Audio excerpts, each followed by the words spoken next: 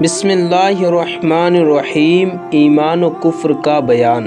ایمان و کفر کیا ہے؟ ایمان یہ ہے کہ اللہ و رسول کے بتائی ہوئی تمام باتوں کا یقین کرے اور دل سے سچ جانے۔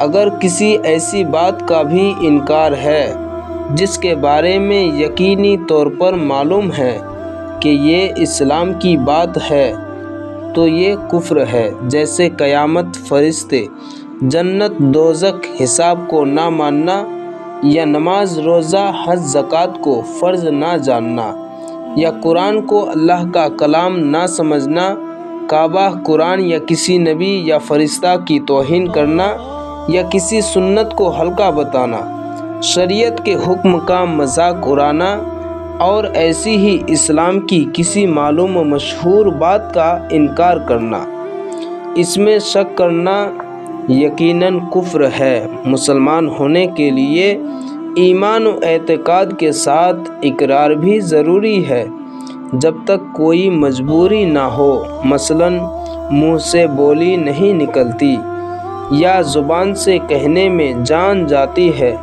یا کوئی عضو کاٹا جاتا ہے تو اس وقت زبان سے اقرار کرنا ضروری نہیں، بلکہ صرف زبان سے خلاف اسلام بات بھی جان بچانے کے لیے کہہ سکتا ہے، لیکن نہ کہنا اچھا ہے اور ثواب ہے۔ اس کے سوا جب کبھی زبان سے کلمہ کفر نکالے گا کافر سمجھا جائے گا، اگرچہ یہ کہے خالی زبان سے کہا، دل سے نہیں۔